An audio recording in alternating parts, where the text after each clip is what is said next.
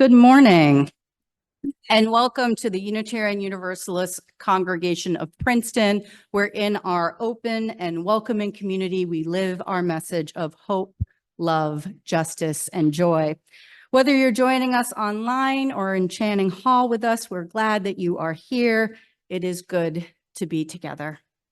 We extend a special welcome to our visitors this morning, and we invite you to stop by our welcome table after worship in Robinson Lounge so we can answer your questions and get to know you a little bit. Again, welcome to our congregation. We're very happy that you are here.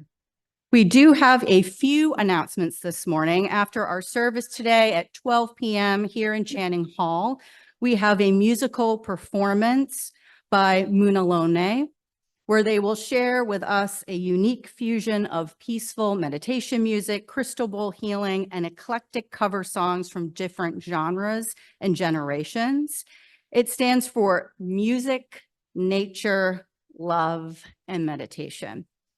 And some of its members will offer music in our service today as well. I know I saw folks earlier. We're so glad you're here with us. After service, come for a song or two or enjoy the full concert. At UU Princeton, we offer our children and youth sacred space on Sunday mornings and some fun and play, as we will outdoors today. They are opportunities to build friendships, experience ritual, hear wisdom stories, and learn what it is to be a Unitarian Universalist. As we impart to our families, the most important thing for our children and youth is to feel valued within this community, and from that come to understand that all beings are of value. What we offer here can often be a very different environment from their weekday experience in other institutions. It's essential that our young people feel loved, accepted for all that they are, and have adult guides that they can trust. If you would like to be part of the team nurturing these young lives, spending just one Sunday a month with our children and youth in their classroom activities, please join us next Sunday after service for a children and youth ministry volunteer info session. There are openings for all ranges of experiences. You don't need to be an educator to share your heart and your time with our children.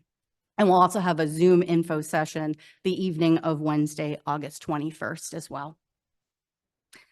A reminder that we are really excited and proud to be hosting a group of Buddhist monks, the Garden Sharts Day group, a little bit later in this month. In fact, in just, I don't know, less than 10 days, I think they're going to be with us. And so we want to know that you will be with us too, and also to be inviting friends. This is a community event. And the way that you can do that is to please go to our website, uuprinceton.org, and be sure to secure your tickets and invite others to do that as well, so we know who to expect. And finally, we have a note of gratitude because we want to recognize Bill Gilmore, and we will embarrass him for just a moment because Bill has cheerfully come in early and made coffee for us these past 5 weeks, including today, since our sexton, has been in Guatemala visiting his sister and his family. We know that our coffee hour is a beloved ritual that goes back to our congregation's earliest days. So when you pour your coffee after the service, we invite you to take a moment and thank Bill. Thank you, Bill.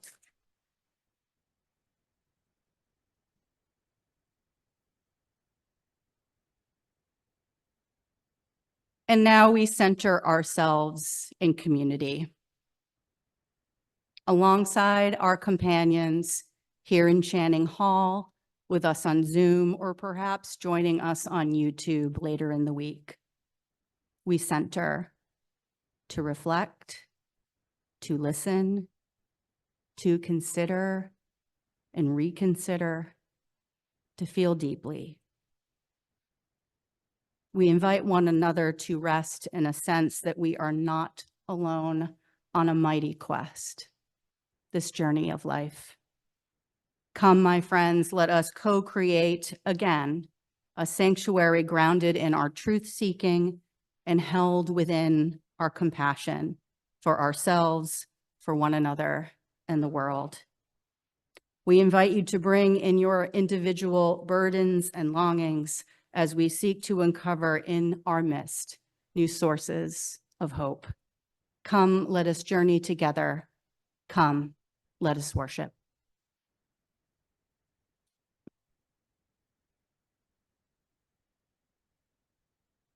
You gain strength, courage, and confidence by every experience in which you really stop to look fear in the face.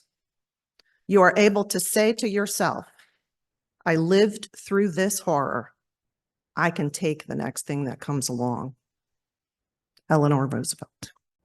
Our meditation is A Blessing for Grief by Katie Savani Gelfand. May you be tender and gentle with yourself and be cared for by those who will envelop you with compassion and presence. May you know that there is so much beauty in your grief, especially when it feels messy. May you know that the depth of your grief is a measure of the love your heart is capable of. May you cry an ocean of tears and never fear the tides of your grief.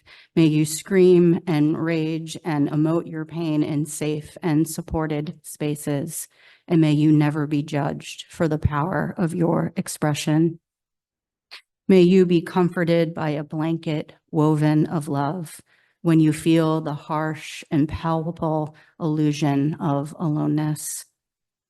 May you remember in moments of despair that all life comes from the womb of sacred darkness and that something new will be born from this void. May you allow yourself to change. May the pain of your loss awaken you to the pulse of your humanity. May you have faith in the crucible of your soul to transform grief into a numinous song that brings you closer to your own divinity. May your experience of loss expand your capacity to extend compassion to others. May you eventually wear your scars as luminous gems on the unfurled wings of your heart. And may you always remember the preciousness of life. And now into the silence we hold the meditation of our hearts.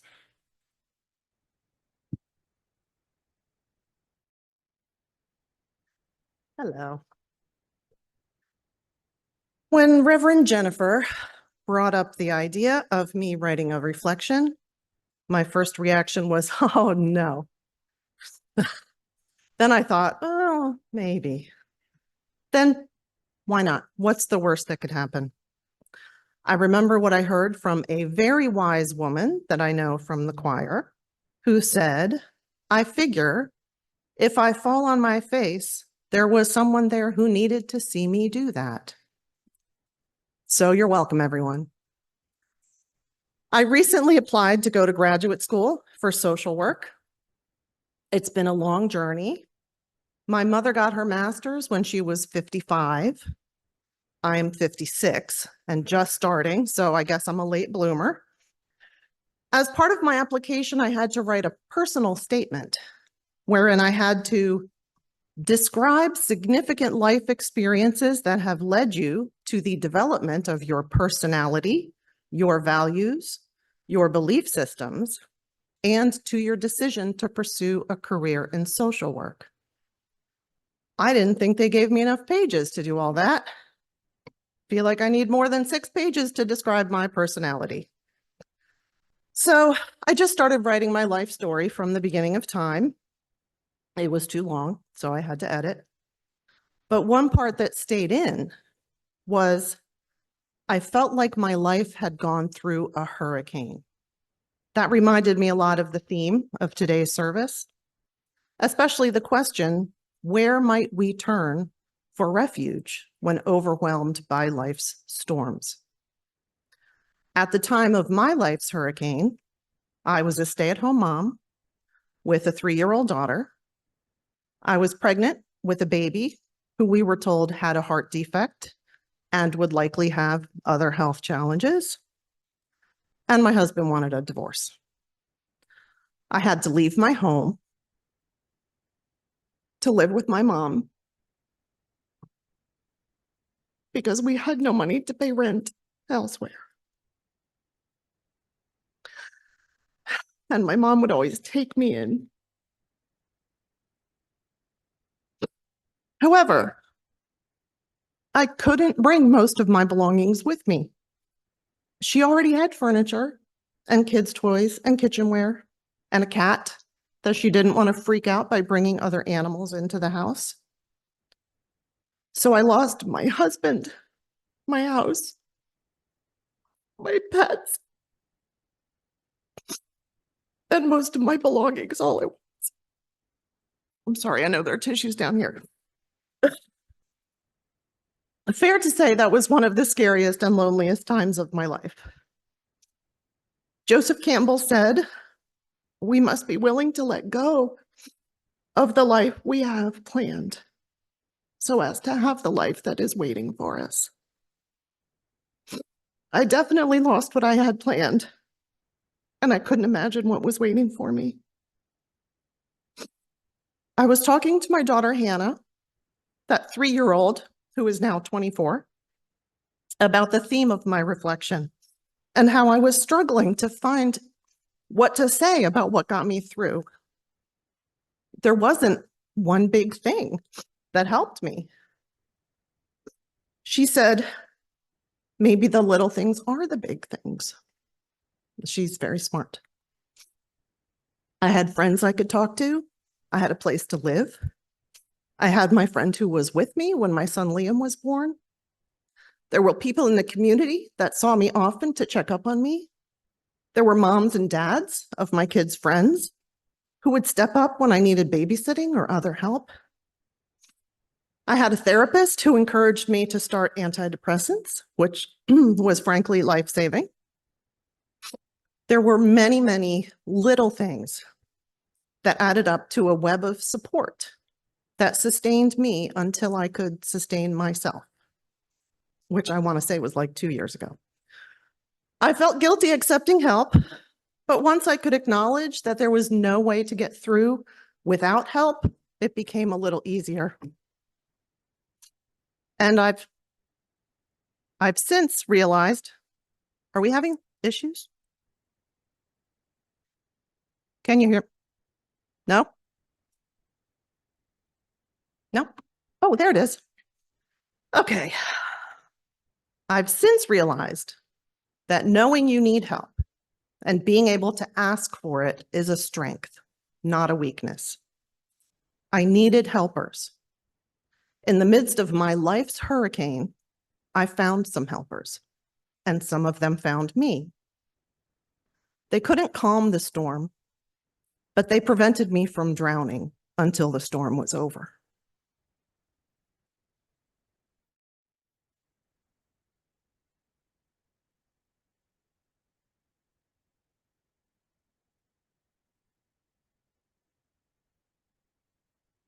Thy sea, O God, so great, my boat so small.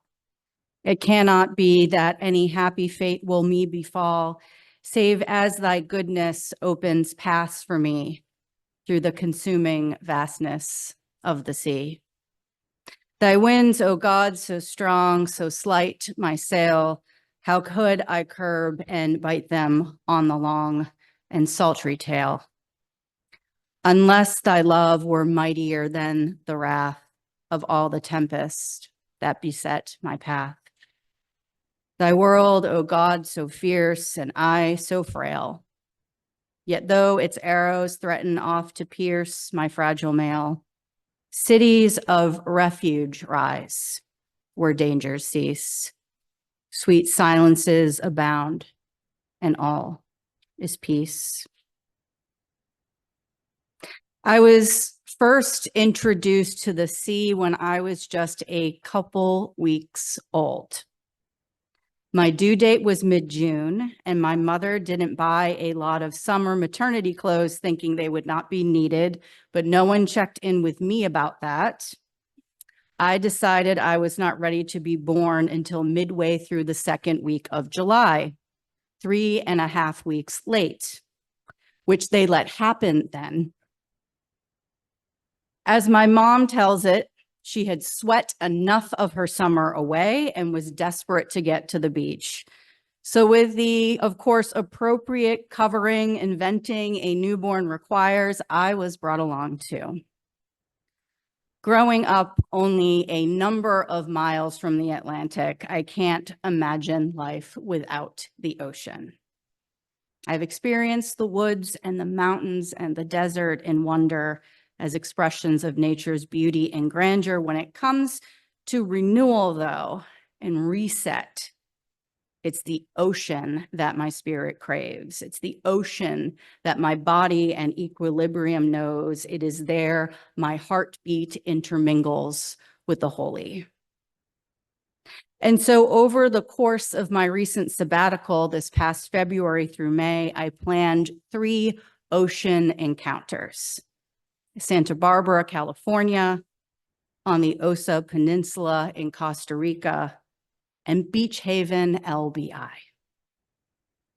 I'm the type of the person that when you get to the beach, even for just a walk alongside it on a breezy day, needs to get their feet in the water as to properly greet the sea. My friend who hosted me at her home in Santa Barbara warned me the water would be cold in February. I was undeterred because I knew it would still be warmer than what I know Cape Cod Bay to be in August. And I use this familiar ritual, no barrier between me and the salt water, sometimes as a cleansing, sometimes as a giving over, allowing waves to take away worries or concerns into the deep. The experience in and of itself is often healing, but also short-lived. And perhaps that is why I bring stones and shells home with me. I place them around the candles in my chalices, in bowls and vases, which increasingly need to be more and larger. You'll find some here on the shelves of my office. They are talismans, physical reminders that in times of overwhelm, to bring alive the sound and smell of the waves, feel them lapping against me as a way to regulate my nervous system. While I, and I know many others, often crave the ocean for comfort, that does not mean we disregard its depths and what may be hiding in them, nor its vastness or its power. There was a retaining wall at the entrance to the beach where I was staying in Costa Rica, and there was also one of those tall directional signs, you know, the ones where on one wooden pointer it says 365 kilometers to San Jose, which is the capital there. And then another to New York City, 4,123 miles, and so on, for about a dozen cities represented on this sign. Now, there was a super moon over the time my group was there, and the high tide was so rough that it would crash into that retaining wall and go 10 to 20 feet in the air. And by the end of our visit, that sign had been swept out to sea and the retaining wall was sloping. What the sea gives and what it takes away is as unpredictable as our lives. We've all experienced our share of supermoons, tides that attempt to break our foundations, some of which have left us directionless. We've managed medical crises or lived with chronic illness, some not as clearly visible as others. We've mourned loved ones, including those taken for us suddenly and all too soon. We've suffered broken hearts and the severing of relationships, whether that be romantic, filial, or friendships. We've experienced harm or violence. We've been let go from jobs or experienced financial insecurity.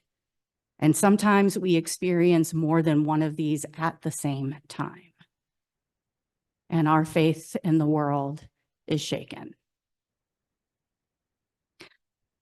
Couple all this for us with some of the most intense set of fears some of us have experienced in our lifetimes as we collectively witness attacks in our society on values we Unitarian Universalists hold dear. Values including justice, equity, pluralism, interdependence, and generosity. Civil and human rights that many in this room have fought for are radically less secure. Recent and growing legislative action across our country threatens the lives of people we love and the future of the Earth's survival. This summer, we grappled with an attempted political assassination in this country, while for months upon months, we have grappled with 2 international wars as they continue to be waged, with innocents dying by the tens of thousands. Many of us are creating to-go bags for the first time, and not only because of tornado warnings. There is an increased sense of hope these past weeks for us who advocate for a most just and loving society. But there are continued remarks from national leaders that remind us of intolerance and hate. Dear God, be good to me. The sea is so wide, and my boat is so small. A copy of the Breton Fisherman's Prayer, often found in this abbreviation, has sat on a shelf in my office for at least 15 years, and I've learned it became popular when President John Fitzgerald Kennedy received a similar version of the prayer inscribed on a block of wood from Navy Admiral Hyman Rickover. Rickover would give it to new submarine captains. Kennedy kept the plaque on his desk in the Oval Office, and it now resides in the JFK Presidential Museum and Library. This is a prayer for protection as we travel on small boats on the ocean of our lives, and we each may have our own interpretation or language we'd substitute or utilize for the word God. For some of us, maybe it is a spiritual descriptor or name for the divine, and for others, perhaps we might substitute dear goodness, a reminder of the essence and potential within each human being that calls us to our best selves and to act for the greater good. Dear goodness, the sea is so wide, our boats so small. A prayer for us, a prayer for the world. We are each vulnerable to the wonders and tragedy of creation and hopeful for blessing. And as Rebecca reminded us earlier, we never know what another might be wrestling with under the surface.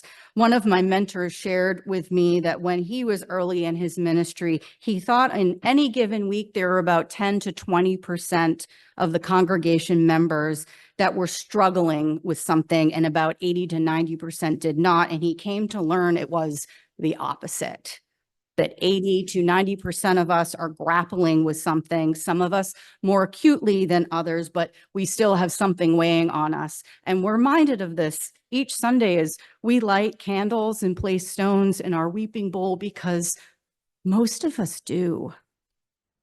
Our candles and stones side by side, intermingled together, remind us also that we are not alone. Suffering is not contained to the loss, the heartbreak, the disillusion, the panic, the dread. Suffer is going through that coupled with loneliness. In late May, just before my return from sabbatical, that's when I headed to LBI to get my feet in the water a bunch of times, to collect a few more bags of shells, and ask the ocean not to take something away, but to bring me what I might need in the months ahead. In late April, I received unexpected news that I would need abdominal surgery, which was scheduled and I had in early July. I walked the beach with feelings of disappointment. This is not how I wanted to return to you after being gone for some time, and also trepidation.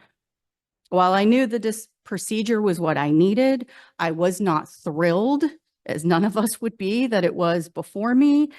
And as someone who lives with overlapping chronic illness at the time, I was still angry that this had come along too. I was nervous because I didn't know what to expect about the recovery. Each of ours is unique. And while I wasn't dwelling on this, I knew, and we know, even a less invasive surgery isn't risk-free. Thy world, O God, so fierce, I so frail. Yet though its arrows threaten oft to pierce my fragile mail, cities of refuge rise where dangers cease. Silences abound. All is peace.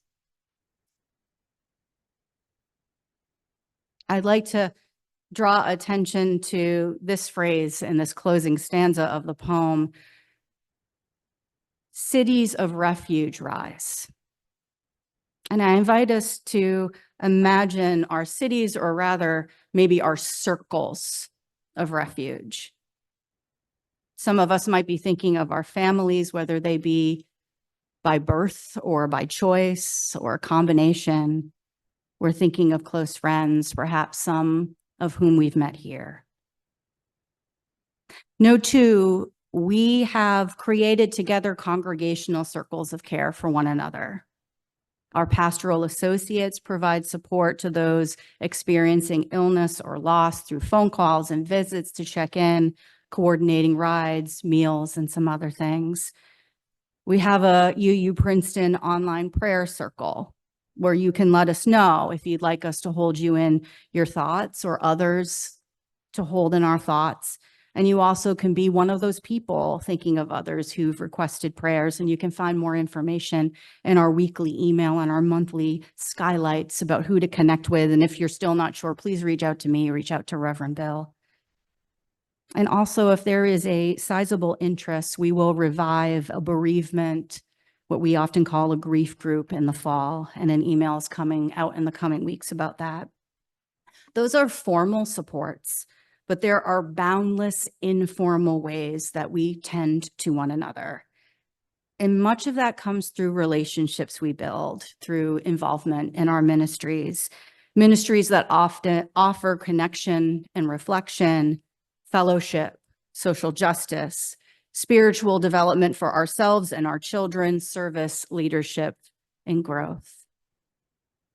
I didn't realize until writing this that if it wasn't for Unitarian Universalist congregation, I would not have met the colleagues who have become friends, who supported me and my husband John over the course of my recovery, who were refuge for us when I was frail.